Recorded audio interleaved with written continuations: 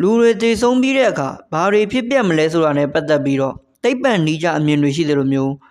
သေပြီးနောက်ဘဝရှိတယ်လို့ယုံကြည်ကြတဲ့သူတွေလည်းအများကြီးကိုရှိပါတယ်2014ခုနှစ် UK မှာကောက်ယူခဲ့တဲ့စစ်တမ်းတွေရဲ့အရာ60%နီးပါးသေပြီးနောက်တစုံတရာကျန်ရှိနေအောင်မယ်လို့ယုံကြည်ကြပါတယ်2015ခုနှစ်ရဲ့စစ်တမ်းအရအမေရိကန်နိုင်ငံသား82%ကကောင်းမှုလုပ်သူတွေကကောင်းကင်ဘုံရောက်မယ်လို့ယုံကြည်ကြပါတယ်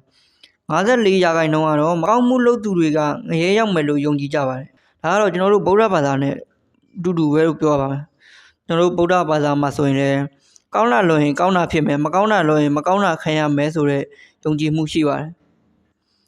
စေပညာအရနှလုံးခုန်ရက်သွားပြီးဦးနှောက်မှာလျှက်စစ်စီးဆင်းမှုမရှိတော့ရင်သေဆုံးပြီလို့သတ်မှတ်ပါတယ်နှလုံးရက်ပြီးမှပြန်ရှင်လာတဲ့သူအချို့ကတော့သူတို့သေဆုံးနေစဉ်အတွင်းပတ်ဝန်းကျင်ကိုသိရှိနေတာမျိုးဒါမှမဟုတ်အလင်းတန်းတစ်ခုစီကိုရှောက်လန်းသွားလာခြင်းတွေကိုကြုံတွေ့ခဲ့ရတယ်လို့ပြောကြပါတယ်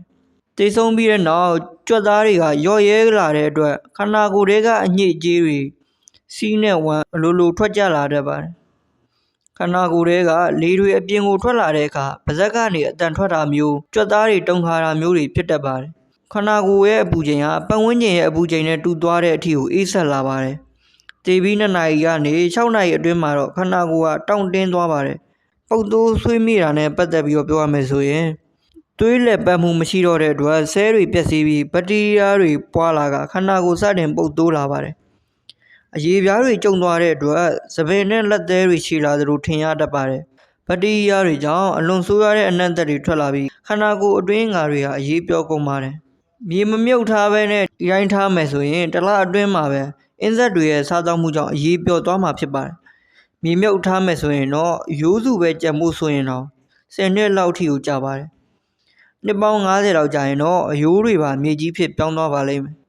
ဘာသာရေးအမြင်နဲ့ပြောရမယ်ဆိုရင်ဝိညာဉ်နဲ့ယုတ်ခဏဟာတရားစီရှိကြတယ်လို့ယုံကြည်ကြပါတယ်ဗုဒ္ဓဘာသာမှာဆိုရင်တော့တန်တရားဆက်ဝန်းအရာပြန်လည်မွေးဖွားခြင်းကိုယုံကြည်ကြပြီးအသိဉာဏ်ပွင့်လင်းလာမှသာနိဗ္ဗာန်ကိုရောက်ရှိမယ်လို့ယုံကြည်ကြပါတယ်ဗီဒီယိုကိုဒီလောက်ထိကြည့်လာပြီဆိုရင်တော့မိတ်ဆွေအနေနဲ့ဗဟုသုတတစ်ခုခုရလိမ့်မယ်လို့မျှော်လင့်ပါတယ်ဒီဗီဒီယိုကနေမိတ်ဆွေအနေနဲ့ဘာတွေသင်ယူခဲ့ရလဲဘယ်လိုမြင်လဲမိတ်ဆွေကရောဘယ်ဘာသာကိုးကွယ်ပြီးဘယ်လိုယုံကြည်တယ်လဲဆိုတာကို comment မှာရေးပေးခဲ့ပါဦး